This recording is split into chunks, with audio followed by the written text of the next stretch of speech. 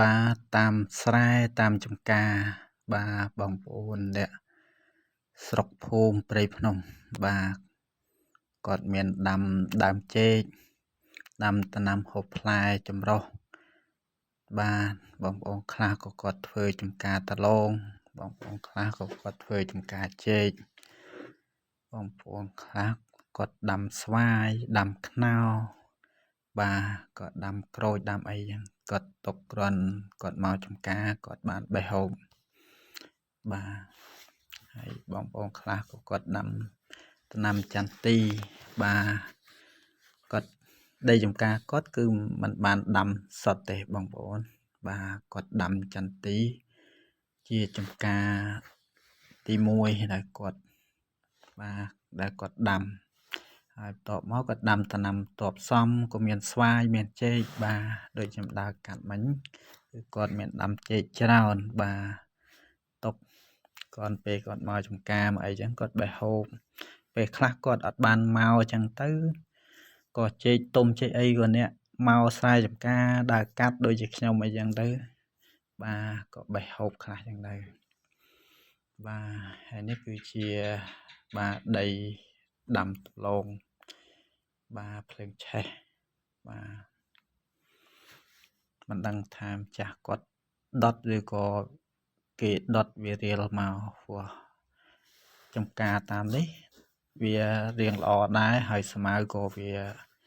ដុះល្អដែរវាពិបាកនឹងកាប់ដើមដំឡូងបាក់គោះហើយជាចាស់ដុតបាទនេះគឺផ្លែខ្ញែ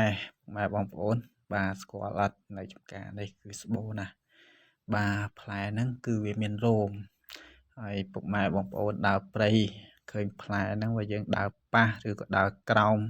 ហើយវារោយពីលើខ្លួនយើងបាទគឺវាល្មាស់ស្គៀបពេញខ្លួនបាទអ្នកខ្លះក៏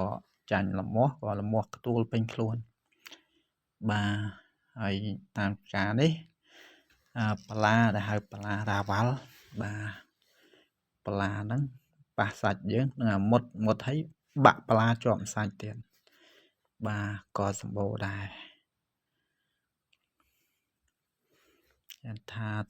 ស្រុកព្រៃសុកសាយចំការបាទធ្វើចំការមួយក៏មិនងាយស្រួលប្រហែលដែរដោយសារយើងខ្វះឧបករណ៍យើងធ្វើនឹងកម្លាំងហើយយើង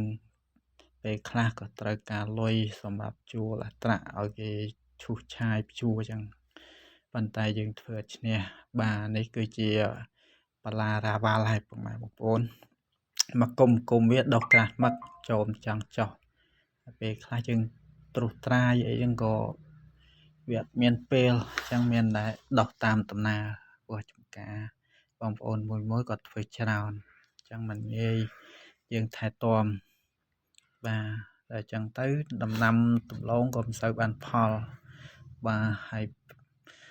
ឆ្នាំនេះក៏លក់មិនបានថ្លៃទៀតហើយជាម្ចាស់ចំការគាត់ខ្ជិលដកវាមិនសូវដុះល្អដោយសារប្រហែលជាគាត់ដាំងាប់ច្រើនអញ្ចឹងទៅគាត់ដុតឲ្យស្រឡះបាទហើយម្ចាស់គាត់មើលទៅក៏មិនសូវបានមកមើលមកថែដែរដោយសារ